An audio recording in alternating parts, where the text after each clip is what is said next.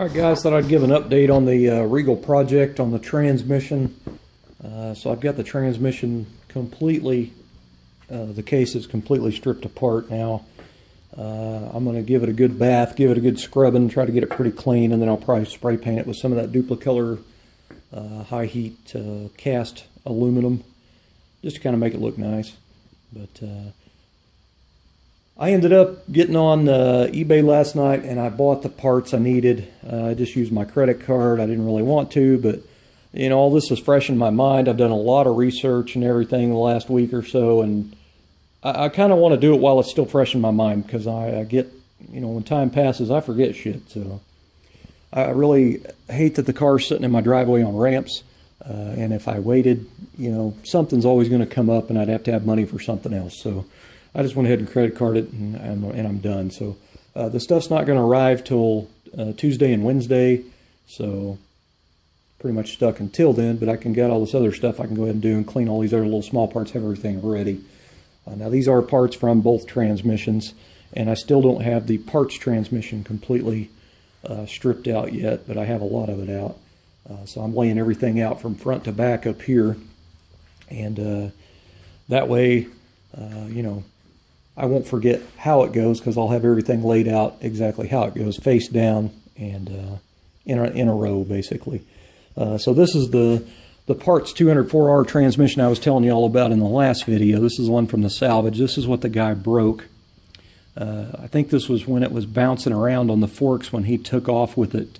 Engine and trans, you know, bolted together on a chain across the hooks on one of them big loader forklifts, and that thing was bouncing all around because he was going stupid fast. I think it just bounced and bounced and just busted it off. But anyway, I didn't go back and get that piece or look for it. But anyway, this is pretty much a parts transmission at this point. But anyway, so I've still got the lower unit in it. I've still got to get all that out. But fun, especially when you don't have the correct tools. So, you know, it takes a little while to get the stuff out, and, you know, you got to get a little creative. But I'm not worried about it. I'll eventually get it. It's just going to take a little longer to get it back together. But I did go through and inspect all the stuff, and, you know, so far it's nothing, no hard parts are really bad. Even the splines on the pump shaft are nice, so that's pretty good. I'm pretty happy with that. Now the splines on the parts transmission, they weren't so great. They were pretty chewed up. You know, I'm on a budget. I don't have the money to buy all these hardened new Sunshell and all that crap. I don't have the money for that.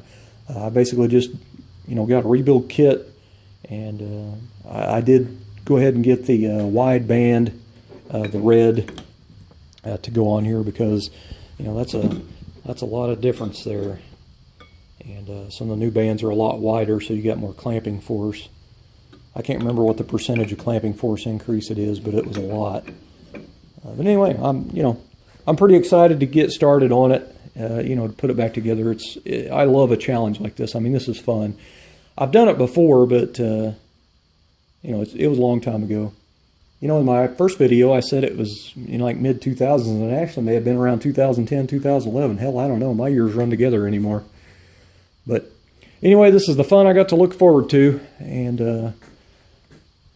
anyway, hopefully I'll have pretty good luck after getting it back together and taking all the time putting in it and then putting it back in the car. Hopefully it works good.